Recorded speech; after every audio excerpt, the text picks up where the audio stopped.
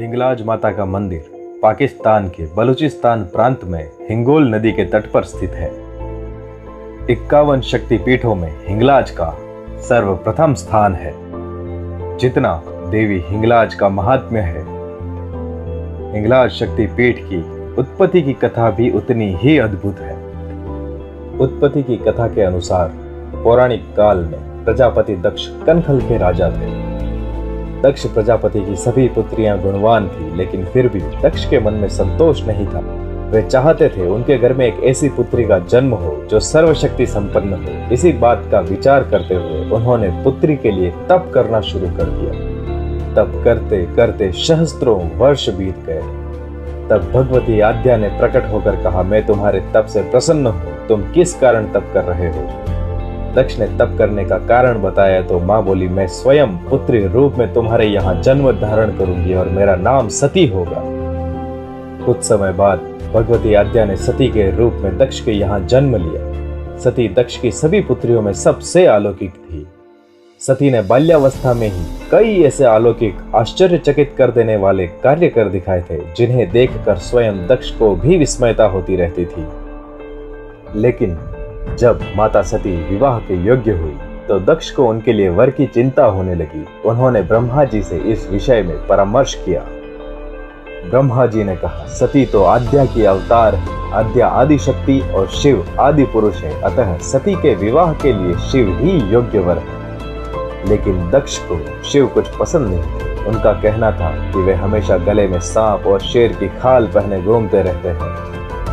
लेकिन माता सती की इच्छा के अनुसार उन्हें मानना पड़ा।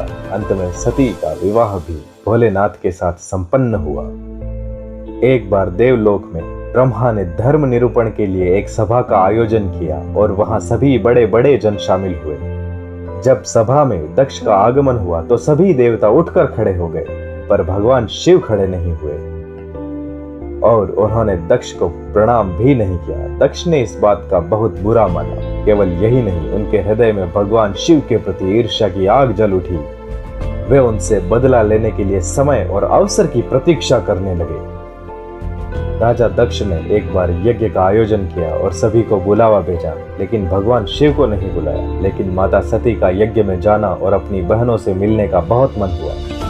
देवी ने भगवान से वहां जाने की आज्ञा मांगी, किंतु भगवान ने वहां जाने से मना किया कि अभी वहां जाना ठीक नहीं। लेकिन माता सती नहीं मानी और हट करती रही। अंत में भगवान ने उन्हें जाने के लिए भेज दिया। मान्यता के अनुसार चारण महादेव के नंदी के चरवाहे थे। महादेव ने चारणों को माता के साथ जाने का आदेश दिया। चारण माता सती के साथ चल पड़े। कहा जाता है कि माता सती ने प्रजापति दक्ष के महल के बाहर ही चारणों को रोक दिया और कहा कि यह मेरे पिता का घर है, भला यहाँ मुझे किस प्रकार का खतरा हो सकता है। माता सती के आदेश पर चारण बाहर ही ठहर गए। माता सती जब महल के भीतर पहुंची तो राजा दक्ष ने उनसे उनके पति शिव के बारे में बहुत कटु और अपमानजनक शब्द कहे। लेकिन देवी सती काफी समय तक मौन रही। कुछ समय बाद सती ने यज्ञ मंडप में सभी देवताओं के भाग तो देखे, किंतु भगवान शिव का भाग नहीं देखा। वे भगवान शिव का भाग न देखकर अपने पिता से इसके बारे में पूछने लगी तो दक्ष ने कहा कि मैं तुम्हारे पति शिव को देवता नहीं समझता।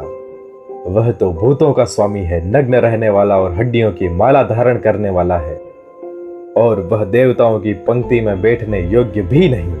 उसे कौन भाग देगा?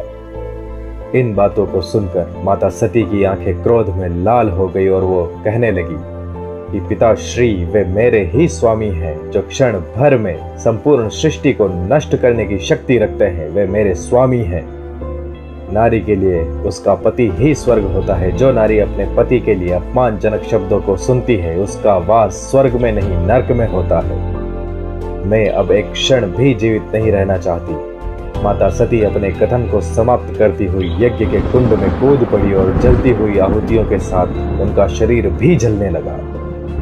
इतना होते ही महादेव ध्यान से उठ खड़े हुए और प्रचंड तूफान के वेग से प्रजापति दक्ष के महल के बाहर पहुंचे।